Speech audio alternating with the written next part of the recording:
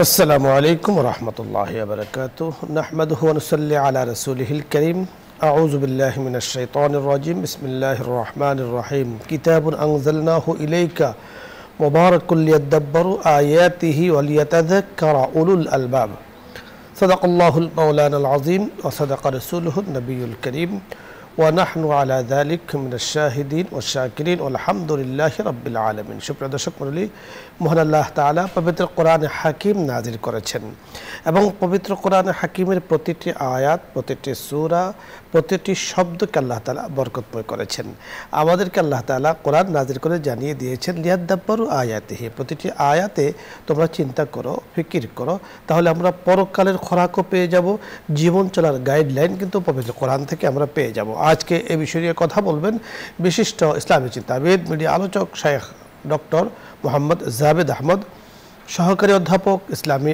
আরবি বিশ্ববিদ্যালয় সাথে আছে আমজাদ হোসেন হেলালি আসসালামু আলাইকুম ওয়া রাহমাতুল্লাহি ওয়া বারাকাতুহু ওয়া আলাইকুম আসসালাম ওয়া রাহমাতুল্লাহ জি মুহতারাম কেমন আছেন আলহামদুলিল্লাহ আপনি কেমন আছেন আলহামদুলিল্লাহ আল্লাহ তাআলা ভালো রেখেছেন আজকে আপনার কাছে আমরা যে বিষয়টি শুনবো যে কোরআনের আয়াত আমি তেলাওয়াত করেছি আপনি বুঝতে পেরেছেন যে আল্লাহ রাব্বুল কারীম আল কোরআন নিয়ে গবেষণা করতে আমাদেরকে হুকুম করেছেন তো এখন আল কোরআন নিয়ে গবেষণা করার হুকুমের গুরুত্ব রয়েছে তাৎপর্য রয়েছে নিঃসন্দেহে এবং এর দ্বারা উপকারকে সেটাও আল্লাহ তাআলা বলে দিয়েছেন যে ইহজগতে চলার আমরা কিন্তু সেখান থেকে সূচিপত্র পাবো এবং পরকালীন উন্নতি অগ্রগতি সমৃদ্ধ কিন্তু সেখান থেকে আমরা অর্জন করতে পারবো কোরআনকে শুধুমাত্র তেলাওয়াতের জন্য না শুধুমাত্র তাকের উপরে রেখে দেওয়ার জন্য না কোরআন বুঝে সে অনুযায়ী জীবন পরিচালনা করা রাষ্ট্র পরিচালনা করা ব্যক্তি জীবন সকল জীবনে কিন্তু কোরআনের শিক্ষা রয়েছে আপনার কাছে সম্পর্কে আমরা বিস্তারিত শুনবো হ্যাঁ আপনাকে অনেক অনেক ধন্যবাদ খুব সুন্দর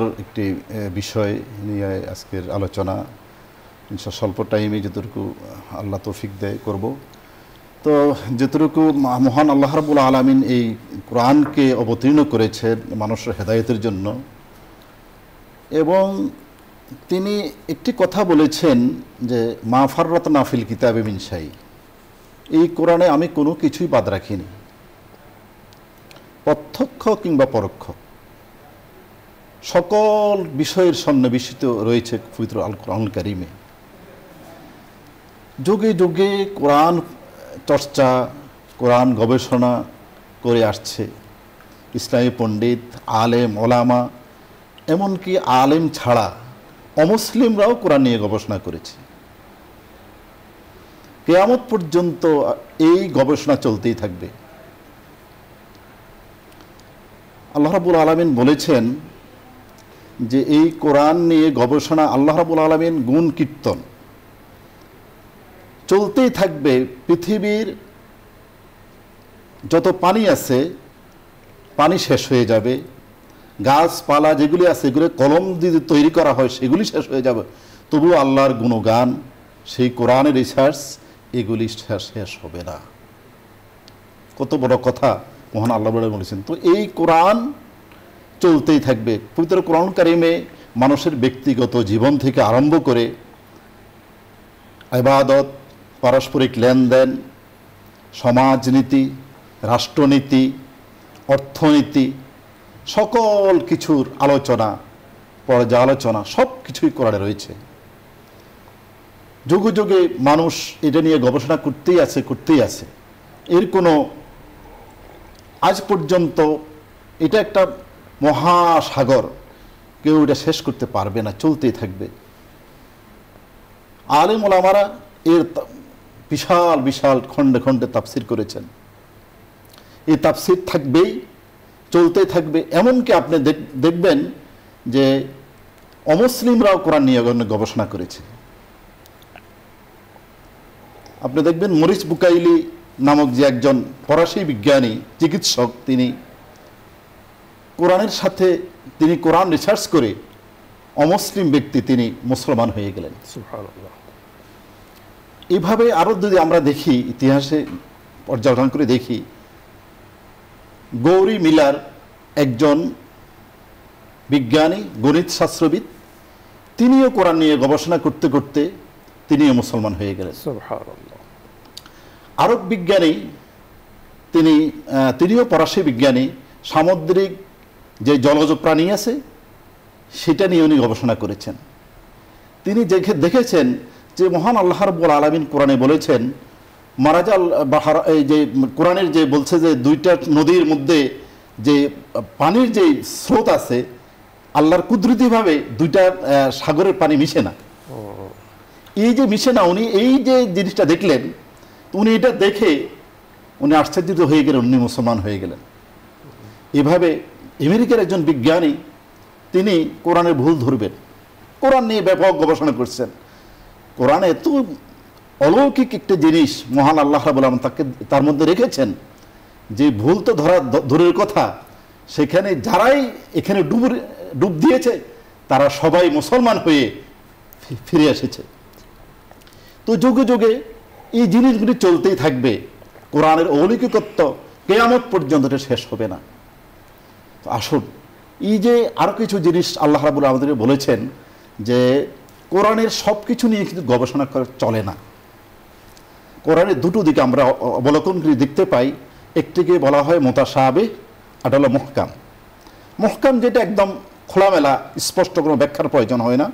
আরও কিছু জিনিস আছে মুতাশাবিহ, তার মধ্যে হরফুল মুকাত্তাত বা কোরআনের বিচ্ছিন্ন বর্ণ, যেমন আলিফ লাম মিম, আলিফ লাম মিম সদ, যে ইয়াসিন, এই যে বিচ্ছিন্ন শব্দগুলি, এগুলির ব্যাপারে তাফসীরকাররা বলেছেন যে আল্লাহু আ'লামু বিমুরাদিহি বিহি। আপনি বড় চমৎকার বলছিলেন। দর্শক মণ্ডলী, আল কোরআন বরকতময় এক কিতাব। আল কোরআন লা রাইবা ফীহি, আল্লাহ তাআলা যে কোরআন সম্পর্কে বলেছেন যার মধ্যে কোনো সন্দেহ নেই। আল কোরআন হুদাল লিন-নাস, মানুষের জন্য হেদায়াত। আল কোরআন শিফাউল লিন-নাস, সকল মানুষের জন্য শেফা। আল কোরআন একজন মানুষ, একটি জাতিকে, দেশের মানুষকে একেবারে সম্মানের উচ্চ শিখরে নিয়ে যায়। আবার কেউ যদি কোরআনের সাথে বেয়াদবি করে, কোরআন ওয়ালাদের সাথে বেয়াদবি করে, ঠিক মতে গ্রহণ না করে, তাহলে ইতিহাসের আস্থা করে তারা কিন্তু নিক্ষিপ্ত হয়। কোরআন অত্যন্ত পাওয়ারফুল, অত্যন্ত তাৎপর্যপূর্ণ, ফজিলতপূর্ণ আল্লাহ পাকের এক কালাম, যার কারণে আল্লাহ রাব্বি করিম যেমন বড়, আল্লাহ তাআলার কালামও তেমন বড়। আল্লাহ পাকের কালামের যারা চর্চা করেন, যারা গবেষণা করেন, আল্লাহ রাব্বি করিম তাদেরকেও কিন্তু বড় বাড়িয়ে দেন। সুবহানাল্লাহ। তাই তো সূরাতুস সাদে যে আয়াতটা আমি তেলাওয়াত করেছি, আল্লাহ রাব্বি করিম বলেন কিতাবুন আনজালনাহু, আল্লাহ তাআলা এই কিতাবকে নাজিল করেছেন। কেন? চিন্তা ফিকির করার জন্য যে মাকসাদে নুজুলে কোরআন, কোরআনে কারীমকে আল্লাহ তাআলা কেন নাজিল করেছেন, এর উদ্দেশ্য কি? নিঃসন্দেহে মানুষের অন্তরাত্মার যে বাতিল চিন্তাগুলো আছে, বেহুদা চিন্তাগুলো আছে, অনর্থক চিন্তাগুলো আছে, সেগুলোকে বাদ দিয়ে সেখানে এক তাওহীদের আকীদা বিশ্বাসকে প্রবেশ করানো। মুহতারামের কাছে আমি একটি বিষয় জানবো। আপনি যে বড় চমৎকার আপনি বলছিলেন যে কোরআন নিয়ে অনেকে গবেষণা করেছেন, কোরআন আয়াত নিয়ে অনেকে গবেষণা করে তারা দেখেছে যে এই কোরআন নিঃসন্দেহে কোনো মানবের রচিত গ্রন্থ নয়, আল্লাহ পাকের কিতাব। এবং আল্লাহ পাকের সৃষ্টির সৌন্দর্যতা সম্পর্কে আল্লাহ তাআলা বলেছেন যে বান্দা, তুমি তো জগতের অন্যান্য জায়গাতে চিন্তা করবে, তুমি একটু চিন্তা করে দেখো তোমার নিজের মধ্যে, সেখানেও কিন্তু তুমি আল্লাহ তাআলাকে দেখতে পাবে। বড় চমৎকার আপনি বলছিলেন। আমরা যাব দর্শকদের কাছে। আসসালামু আলাইকুম ওয়া রাহমাতুল্লাহ। দর্শক বলে নাম বলে পরিচয় দিয়ে প্রশ্ন করুন। ওয়ালাইকুম আসসালাম। আমার দুটি সন্তান হুজুর, জি, কিন্তু 14 বছর বয়স হচ্ছে। আমার সন্তানেরা লেখাপড়া করে না, নামাজ কালাম করে না, একটু ওদের জন্য দোয়া করবেন হুজুর। ধন্যবাদ আপনাকে, আমরা দোয়া করছি। তবে দোয়ার সাথে সাথে যে বিষয়টি আপনাকে খেয়াল রাখতে হবে সেটা হলো দোয়া তো অবশ্যই করব, তবে রাসূল আকরাম সাল্লাল্লাহু আলাইহি সাল্লামের একটি হাদিস আপনাকে স্মরণ করিয়ে দিতে চাই। রাসূল বলেছেন আস-সা'য়ু মিন্না ওয়াল ইতমামু মিনাল্লাহ, আমাদের পক্ষ থেকে চেষ্টা। আপনি তাদেরকে শিক্ষা কতটুকু দিয়েছেন? নামাজ, রোজা, হজ, যাকাত, শরীয়তে ইসলামী শিক্ষা দিয়েছেন কতটুকু? যতটুকু শিক্ষা দেবেন ততটুকু সেখান থেকে ফল পাবেন।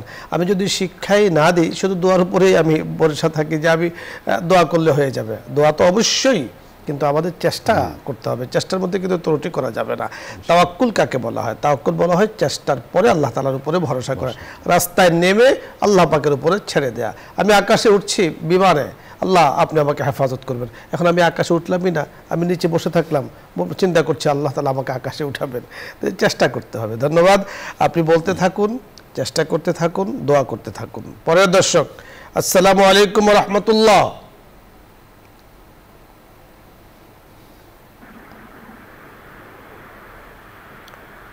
দর্শক শুনতে পেয়েছেন, প্রশ্ন করুন।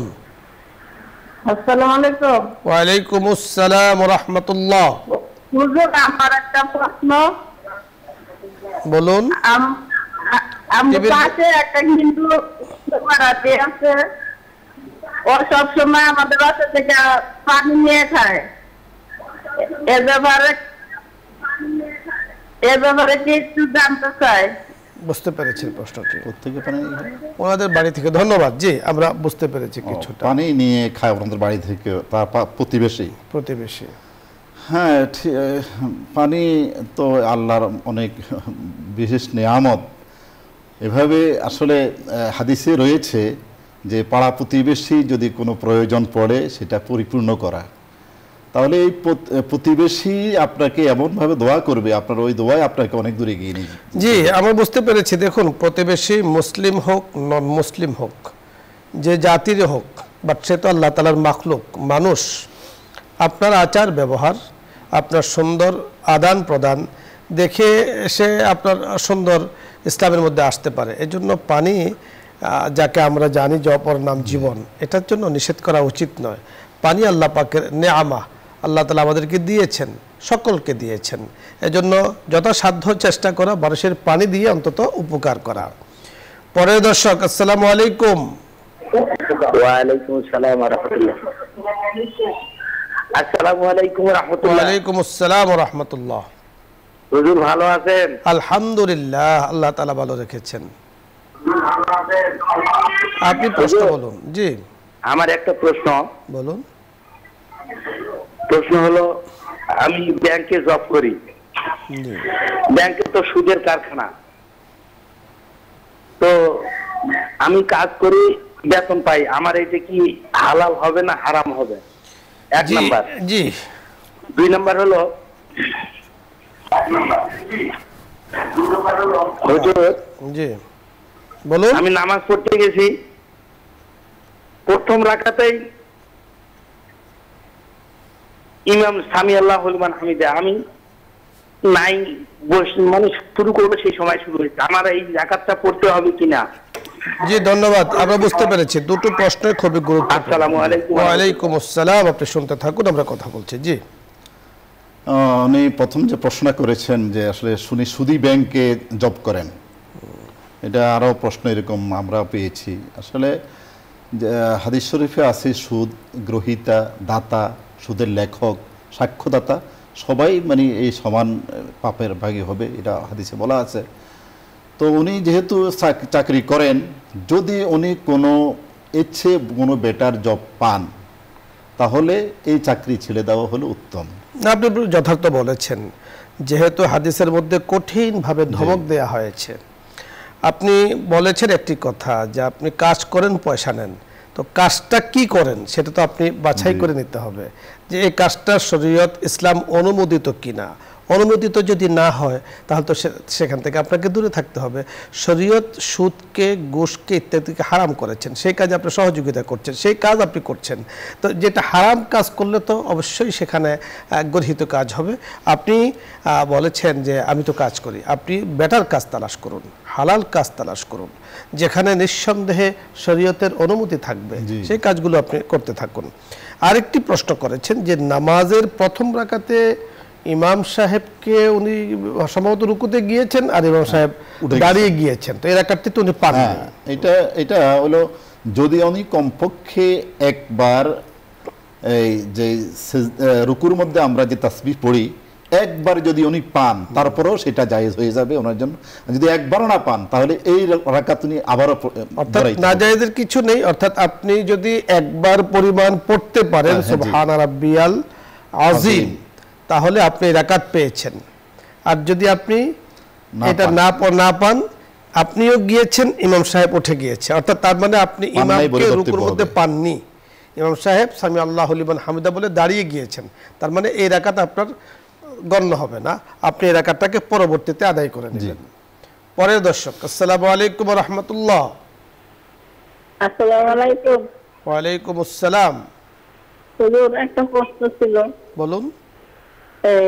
আমরা ওই যে ওদিন তো জায়গা জমি সম্বন্ধে, অর্থ সম্পদ সম্বন্ধে বলেছিলেন, আর পূর্বপুরুষেরা কি বলে গেছে এটা তো আমরা জানি না, এটা নিয়ে অনেক সমস্যা, এখন করণীয় উপায় কি? জি ধন্যবাদ। আপনি গত কিছুদিন আগে সম্ভবত জায়গা জমি নিয়ে প্রশ্ন করেছেন। পূর্বপুরুষ কি বলেছে সেটা নিয়ে অনেক কিছু আছে, অনেক কিছু হয়েছে। আসলে সেটার দিকে না তাকে শরীয়ত কি বলেছে, ইসলাম কি বলেছে। একজন মানুষ জীবদ্দশায় সম্পদের মালিক তিনি, যখন তিনি এন্তেকাল করেন তখন তিনি সম্পদের মালিক নয়, তার ওয়ারিসরা অটো মালিক হয়ে যায়। এজন্য শেখ সাদি রহমতুল্লাহ আমাদেরকে স্মরণ করে দিয়েছেন যে এই যে দুনিয়াতে সম্পদ যা কিছু আছে এগুলো মাত্র কয়েকদিনে আমাদের কাছে আমানত। আমি যতদিন বেঁচে আছি, যখন আমি চলে যাব তখন ওয়ারিসদের কাছে চলে আসবে। এখন ওয়ারিস ছেলে মেয়েরা তারা এটা বন্টন করে নেবে। যদি কোনো ওসিয়ত তিনি করে থাকেন, আর ওসিয়ত নিয়ে যদি দ্বিমত থাকে, কেউ বলেছেন করেছে, কেউ বলেছে করে নেই, এটা নিয়ে যথেষ্ট দ্বিমত। তো দ্বিমত বাদ দিয়ে যেখানে একমত সেটাকে আমল করা, যে ব্যাপারে শরীয়ত যা বলেছে সেটা অনুযায়ী আমল করা। যেহেতু দ্বিমত নিয়ে ঝগড়া হচ্ছে সম্পদ, এই জন্য একমতের ব্যাপারে তো শরীয়তের মাসালা নিয়ে তো কারো কোনো দ্বিমত নেই, সেখানে আপনারা আমল করবেন। জি পরের দর্শক, আসসালামু আলাইকুম ওয়া রাহমাতুল্লাহ।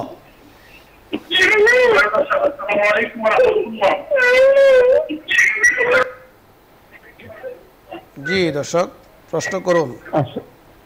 আসসালামু আলাইকুম। ওয়া আলাইকুম আসসালাম।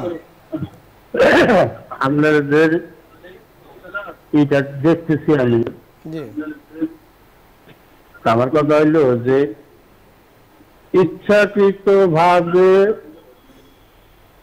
বউ যদি চলে যায় তাহলে কি তাকে মহারানা দিতে হবে কিনা? সুন্দর বুঝতে পেরেছি, আমাদের হাতে সময় একদম নেই, খুব সংক্ষিপ্তভাবে যেটা বলতে বুঝতে পেরেছি।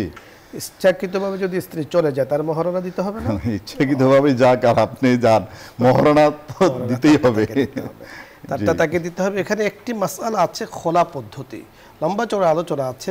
স্ত্রী যদি আপনার সাথে চুক্তি করে নেয় যে তিনি চলে যাবেন, উনি আপনাকে একটা অর্থ দেবেন, সে অর্থের বিনিময়, অথবা আপনি তাকে দিবেন, দুজনের আলোচনা পর্যালোচনা সাপেক্ষে এবং সুন্দর সন্তুষ্ট চিত্তে যদি আলোচনা পর্যালোচনা হয় সেটাকে খোলা পদ্ধতি বলা হয়। লম্বা চড়া আলোচনা আছে।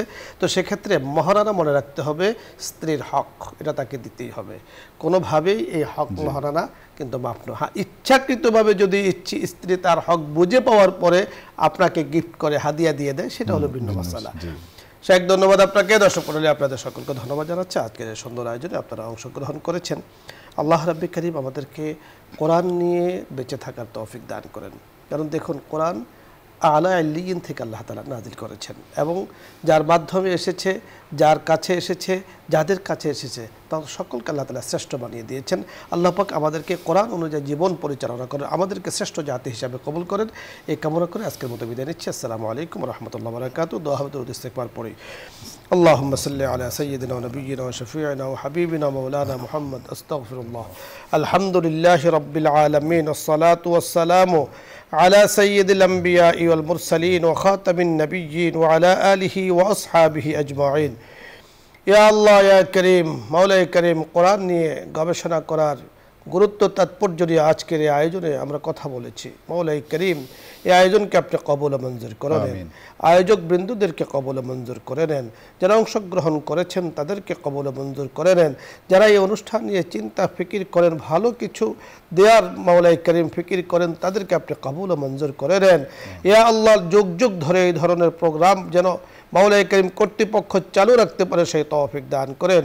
ইয়া আল্লাহ, বসুন্ধরা পরিবারকে কবুল করে নেন, চেয়ারম্যান মহোদয়কে, পরিবারের সদস্য যারা আছেন, আমাদের যারা আছে, মাওলায়ে করিম ইসলাম আমরা নিউজ 24, ইয়া আল্লাহ, মিডিয়ার সাথে যারা যুক্ত রয়েছেন সকলের পরিবারের উপরে, তামাম জাহানের উম্মতে মুসলিমার পরিবারের উপরে, আমাদের দেশের মানুষগুলোর পরিবারের উপরে ইয়া আল্লাহ খায়র বারাকাত দ্বারা ভরপুর করে দেন।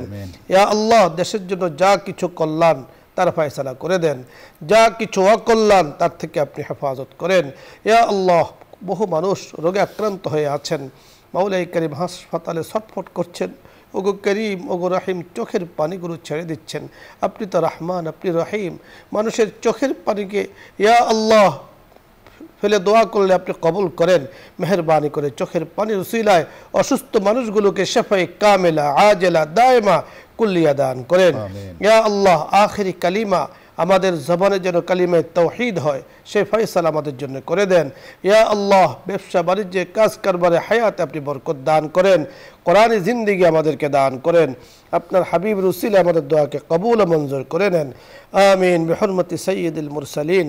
আলহামদুলিল্লাহি রাব্বিল আলামিন।